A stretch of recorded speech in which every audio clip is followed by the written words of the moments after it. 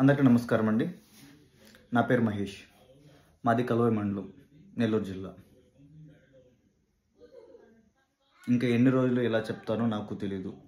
ఎందుకంటే గత 2-3 రోజులు జరుగుతున్న హడావిడి, భయాందోళన కలిగించే సన్నివేశాలు ఇవన్నీ మా మండలానికి చాలా బాధాకరం.